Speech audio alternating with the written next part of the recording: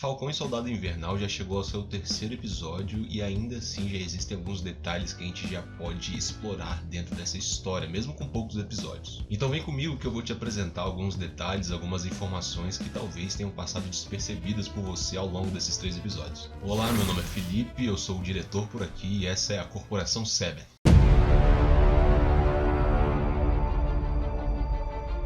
O novo Capitão América. John Walker, o novo Capitão América, assim como Steve Rogers, era também um soldado do exército norte-americano. Ele foi o primeiro soldado a receber 3 medalhas de honra. Além disso, ele já participou de diversos tipos de missão, como resgate a reféns e combate ao terrorismo. O governo passou algum tempo estudando o corpo dele, a estrutura física de John Walker, e ele passou em todos os testes que eram passíveis de mensuração, ou seja, que puderam ser medidos. Por exemplo, a velocidade, a resistência e a inteligência dele. Segundo o próprio John, durante uma entrevista, sem modéstia nenhuma, ele diz que não tem nenhuma habilidade especial, nem tecnologias super avançadas, mas ele tem coragem. O que a gente precisa analisar é se essa característica vai ser a única característica que ele vai ter em comum com Steve Rogers, o antigo Capitão América, porque se for, não vai ser suficiente. A questão é que nos quadrinhos o John Walker até começa sua carreira heróica como Capitão América, mas logo ele se torna um novo herói, o Agente Americano. O Agente Americano é um cara super ultra nacionalista e por causa disso ele acaba sendo muito extremista na tomada de algumas atitudes. Além disso, esse maluco tem um temperamento completamente instável, chegando a matar alguns dos seus vilões ou usar violência gratuita como forma de intimidação. E isso é algo que nós com certeza vamos ver nessa série. Eu já vou falar mais sobre isso. É bom lembrar que nos quadrinhos, John Walker já recebeu uma dose do soro do super soldado que foi produzido pela Power Broker, que já apareceu nessa série. Depois de receber esse soro, ele ficou com habilidades e características idênticas às que o Capitão América do Steve tinha.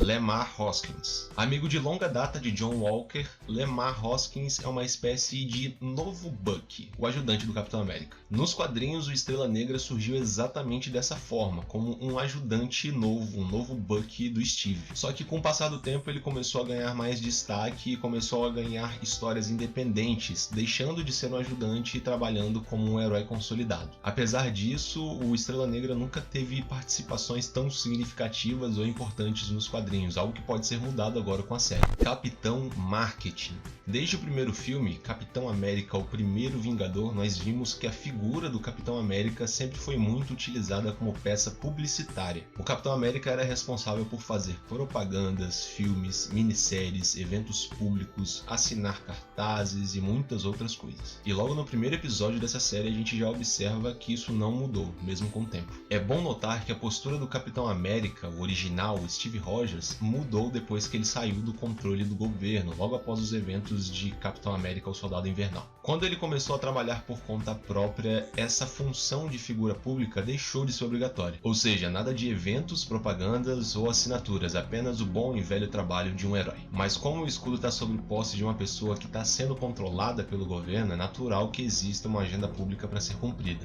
Menções na entrevista. A agenda pública é essa que inclui também entrevistas, e caso você não tenha percebido, o John Walker menciona alguns personagens importantes do MCU. Tony Stark e Bruce Banner são mencionados durante a entrevista do John Walker com aquela repórter. Ambos os personagens foram fundamentais para salvar o universo, e é bom notar que o legado deles continua vivo. Referência do Sam. Um tempo em Wakanda e você já sai de lá o Pantera Branca. Essa frase foi dita pelo Sam no primeiro episódio e logo em seguida o Bucky responde: o certo é Lobo Branco. E isso, é claro, faz referência direta a outras obras dentro do próprio universo cinematográfico da Marvel. Na cena pós-crédito de Pantera Negra, nós vemos crianças wakandanas e a Shuri se referindo ao Bucky como Lobo Branco. Logo mais em Guerra Infinita, nós escutamos novamente esse mesmo nome sendo utilizado para se referir ao veterano de guerra. É apenas um apelido carinhoso que o Sam ainda não sabia. Legado. Num certo momento, o Bucky diz pro John Walker: só porque anda com esse escudo não quer dizer que você seja o Capitão América. Isso é um aceno à questão do legado que o Capitão América deixou para trás, que é basicamente o tema dessa série. Ao escolher o Sam como seu sucessor, o Steve não levou em conta apenas o fato deles serem melhores amigos. Ao passar o escudo pro Wilson, o capitão diz para ele: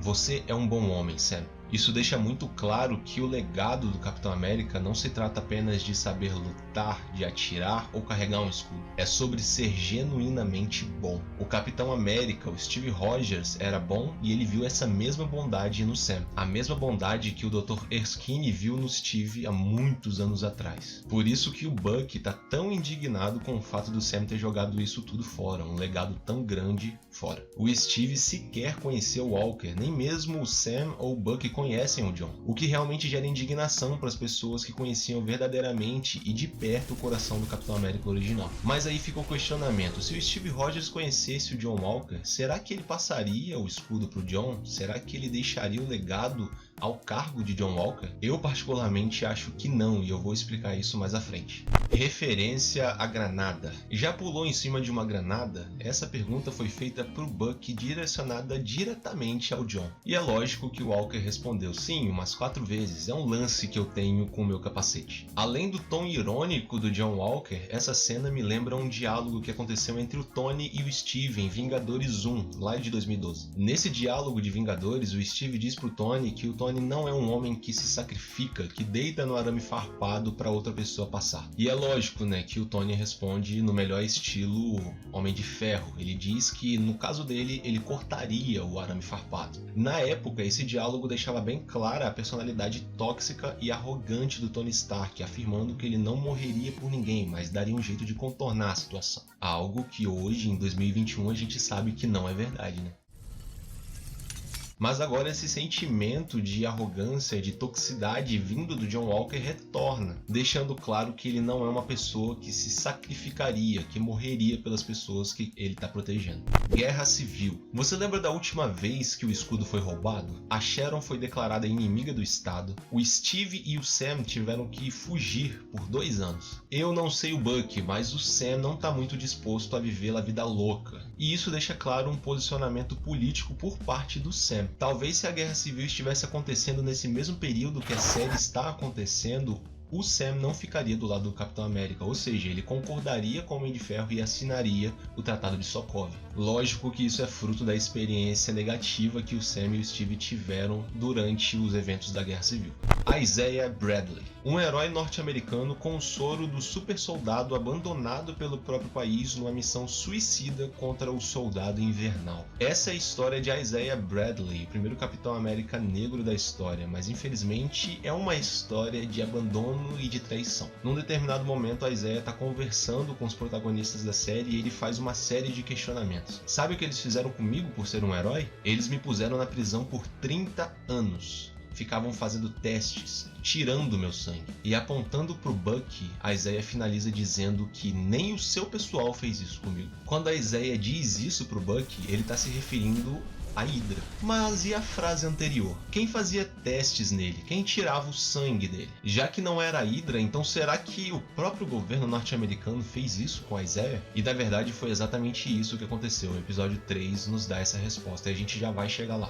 Dr. Wilfred Nagel, o grande criador da nova variante do soro do super soldado, Wilfred Nagel teve uma passagem curta pela série do Falcão e o Soldado Invernal, mas foi o suficiente para nos dar respostas. Além de ter sido o criador do novo soro do super soldado, nós descobrimos através dele mesmo durante um diálogo com os heróis que a cobaia de testes que eles usavam para tentar extrair o soro do super soldado era o Isaiah. E isso confirma a história de que o Isaiah, o primeiro Capitão América negro da história dos Estados Unidos, foi traído pelo seu próprio país. Nas histórias em quadrinhos, esse cientista faz exatamente as mesmas coisas que eles passaram nesse episódio, no terceiro episódio da série. Ele cria um novo soro do super soldado através de testes feitos no Isaiah. A grande diferença entre o personagem nos quadrinhos e na série é exatamente a idade. Nos quadrinhos, esse cientista é muito mais velho. Terapia. Na cena de terapia entre o Barnes e o Wilson, nós vemos o Bucky apelando pro lado emocional do Sam, dizendo que o Sam não deveria ter desistido do escudo porque o próprio Steve tinha escolhido ele. Mas diferente das expectativas do Steve, o Sam desistiu de carregar o legado do Capitão América, o que pode ser um sinal de que o Steve estava errado sobre o Sam. E se o Steve estava errado sobre o Sam, ele pode estar errado sobre o próprio Bucky, sobre ele mesmo, sobre a possibilidade do Bucky se tornar uma pessoa melhor. E isso casa muito bem com a jornada de redenção que o Bucky está seguindo nesse universo cinematográfico da Marvel, desde Capitão América 2, o Soldado Invernal. Diferente do Falcão, o Bucky era um agente da Hydra, um assassino responsável pela morte de centenas, talvez milhares de pessoas. Ele era um vilão. Ele é famoso por ter uma reputação ruim. Nós vemos muito disso no episódio 3. E mesmo assim, o Steve insistiu nele. O Steve quase morreu por causa disso, na verdade. O Steve insistiu em acreditar que ainda existia bondade dentro do coração do Bucky, mesmo depois de tantas lavagens cerebrais. Então, depois de tudo que o Sam, o Steve e o Bucky passaram juntos, ainda existe a possibilidade do Steve estar errado em pensar que o Sam seria bom o suficiente para ser o novo Capitão América e que o Bucky iria se redimir. Pesado, né? Barão Zemo. Uma das grandes expectativas para essa nova série do Falcão e do Soldado Invernal era o retorno do Barão Zemo. O Barão Zemo esteve preso por bastante tempo numa penitenciária alemã e agora ele poderia servir como principal fonte de informação para o caso que o Sam e o Bucky estão investigando, que envolve os apátridas. E o soro do super soldado, né? Quase que eu esqueço do principal detalhe. E o destaque todo, de verdade mesmo, fica por conta do carisma do ator que dá vida pro Barão Zemo. Eu não faço ideia de como se fala o sobrenome desse cara, então eu vou falar como eu acho que é. Daniel Brühl.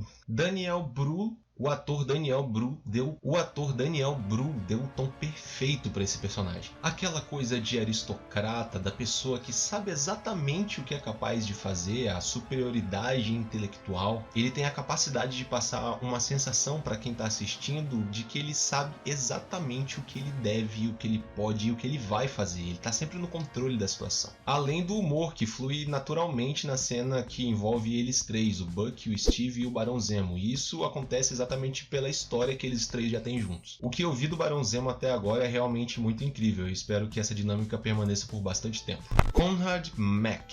Conhecido como Tigre Sorridente, nos quadrinhos Conrad Mack é um ser humano mutado. Muita atenção, ele não é mutante. A genética dele é parecida com a do Peter Parker ou do Bruce Banner, até mesmo do Steve Rogers. A mutação que ele só tem por causa de algum fator externo. Ele não nasceu com aquilo. Exemplos: radiação, a picada de uma aranha geneticamente modificada, um soro de super soldado, algo desse tipo. Os mutantes são diferentes dos seres humanos mutados. Os mutantes só são mutantes porque tem a presença do gene X no DNA. Mas um fato curioso é que a história do Tigre Sorridente, nas histórias em quadrinhos, envolve a cidade de Madripoor. Foi na cidade de Madripoor que o Tigre Sorridente caiu com o Quinjet que ele roubou dos Vingadores e ele acabou ficando por lá, se envolvendo com o submundo do crime. Capitão América do Mal. Apesar de John Walker já ter sido oficializado como um novo Capitão América, ele já deu bons indícios de que ele não é digno de carregar esse manto. Logo no início do primeiro episódio, nós vemos uma conversa entre o Lemar e o John Walker, e nessa conversa o Lemar traz um aviso pro John. Ele avisa que o John não pode mais resolver as coisas apenas na base da porrada. Ele deixa claro que esse traje, esse título tem um legado e as pessoas criam expectativas em cima desse legado. E essas expectativas são de que ele seja no mínimo tão bom quanto o Steve Rogers foi como Capitão América. E sinceramente, ele já provou que ele não é. Já no primeiro episódio dessa série, ele já deixou bem claro que ele tem personalidades, ele tem atitudes, características bem opostas às do Steve Rogers. Tipo arrogância, prepotência, instabilidade emocional. Numa cena específica de diálogo entre ele e o Bucky, o John deixa muito claro que ele tem uma personalidade muito instável, ele é muito sanguíneo, algo que é muito impensável para ser o novo Capitão América. Tanto que o Steve Rogers não escolheu o Bucky para ser o novo Capitão América, o seu melhor amigo. Ele não escolheu o Bucky exatamente por saber, por conhecer o histórico do Bucky. O Bucky já tinha sofrido lavagens cerebrais, já tinha se tornado o Soldado Invernal. O Steve não podia simplesmente arriscar o legado do Capitão América dessa forma. Mercador do Poder. Nesses 3 primeiros episódios nós tivemos menções a um tal de Mercador do Poder, mas até agora nós não tivemos informações significativas sobre essa pessoa ou organização. Então nos resta consultar o material fonte de inspiração da série, as histórias em quadrinhos. Nas páginas dos quadrinhos, Curtis Jackson era conhecido como o Mercador do Poder. Inicialmente ele trabalhava como uma espécie de financiador do crime, ele inclusive fazia parte de uma organização criminosa chamada A Corporação. Cansado da vida de CLT, ele decidiu criar sua própria empresa, Power Broker, e aí as coisas começam a fazer sentido com a série. Nos quadrinhos foi com essa empresa que o Curtis tentou e conseguiu replicar o soro do super soldado. Com isso ele começou a vender esse soro para quem pudesse pagar, financiando de certa forma o mundo do crime e lucrando com isso, lógico. E aí vem um ponto muito curioso, muito interessante para a série, que poderia ser muito bem adaptado dentro desse âmbito aí, dentro desse cenário que já está sendo criado dentro da série. O Mercador do Poder, nas histórias em quadrinhos, foi responsável por dar poderes a Jonathan Walker, o agente americano. No final das contas, Jackson foi assassinado pelo Justiceiro e o seu manto, o manto de Mercador do Poder, passou para uma outra pessoa. Mas aí a gente já pode parar por aqui, a gente já tem informação suficiente para criar algumas teorias, para chegar a algumas conclusões. Na série, vemos que o Mercador do Poder é uma figura misteriosa, um ser poderoso com recursos consideráveis, ao ponto de conseguir manipular o mundo do crime de acordo com a sua vontade. Exemplo disso é a chegada daquele comboio de soldados no hangar prestes a pegar os apátridas. No meio daquela confusão toda, um dos apátridas diz que é o Mercador do Poder. Outro exemplo disso é o fato dos apátridas terem tanto medo de serem pegos pelo Mercador. E isso deixa claro que o Mercador do Poder é implacável, e caso os apátridas tivessem dado mole e tivessem ficado parados naquela base por bastante tempo, ou mais tempo do que o necessário, eles poderiam ter sido pegos muito facilmente. Ou seja, o Mercador do Poder tem muitos recursos à sua disposição e pode fazer basicamente o que ele quiser. No episódio 3, nós vimos que poucos segundos depois da Selby ser assassinada pela Sharon, todos os criminosos da cidade de Madripoor receberam mensagens em seus celulares dizendo que existia uma recompensa pela cabeça dos assassinos dela. E isso pode confirmar que o Mercador do Poder tem muitos recursos, tem recursos consideráveis à sua disposição, e ele está no controle desse jogo todo. Tanto que ele não colocou uma recompensa pela cabeça do assassino, ele colocou uma recompensa pela cabeça dos assassinos, no plural. Outra coisa muito curiosa é a velocidade com que isso acontece, a rapidez, segundos, coisa de segundos mesmo. Depois da Selby ser assassinada pela Sharon, a recompensa já estava estabelecida. E isso nos faz teorizar algumas coisas, eu adoro teoria. A primeira teoria é a mais óbvia, né? O Mercador do Poder tem informantes espalhados por todos os lugares, e isso permite que ele esteja por dentro de tudo que está acontecendo em qualquer lugar do mundo. Mas existe um furo nessa teoria. Para o Mercador do Poder saber tão rápido assim que a Selby tinha sido assassinada, ele precisaria de um informante ali naquele lugar. Alguém precisaria necessariamente ter sido testemunha do que aconteceu ali naquele lugar. Ou seja, alguém precisaria ter sobrevivido àquele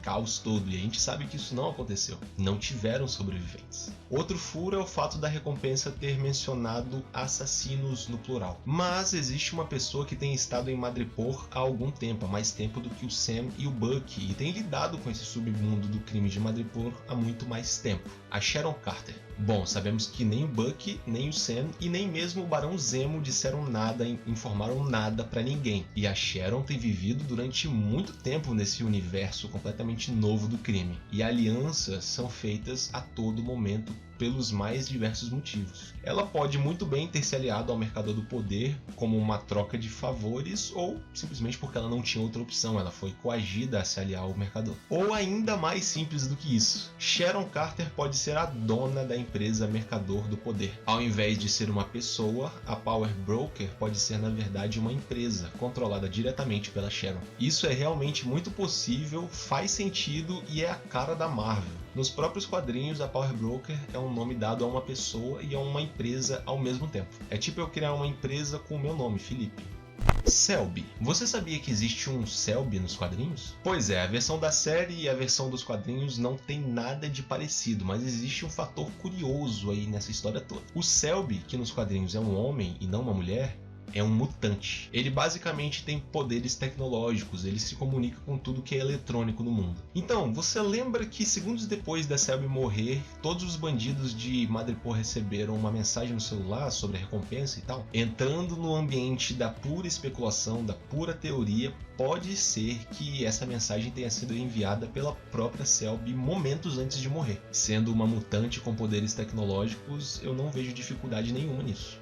Madripoor, uma cidade de criminosos, por assim dizer. Madripoor é uma cidade linda se você olhar direitinho. Ela tem uma estética meio futurista, punk. Seria perfeito, mas ela é comandada por criminosos, por organizações criminosas e por tudo que há de criminoso naquele universo. A questão é que a cidade chamou a atenção por causa da sua contraparte nos quadrinhos. Na cidade baixa de Madripoor existe um bar chamado Bar da Princesa, que é super importante nas histórias dos mutantes. E inclusive existe uma pequena aparição desse bar durante o episódio 3. E aí começam as teorias, né? Será que vão aparecer os mutantes, o Wolverine, os X-Men? Eu particularmente acho que isso não vai rolar, e se rolar vai ser um mutante muito secundário, muito ali deixado de lado mesmo, tipo a Selby, que não tem tanta relevância assim, né? Mas é um mutante, então introduzindo o conceito já é o suficiente, né? Mas de qualquer forma, a Marvel já tá começando a dar pistas de que os mutantes vão aparecer uma hora ou outra. Isso vai acontecer, isso é fato. Não necessariamente nessa série, não necessariamente nesses 6 episódios.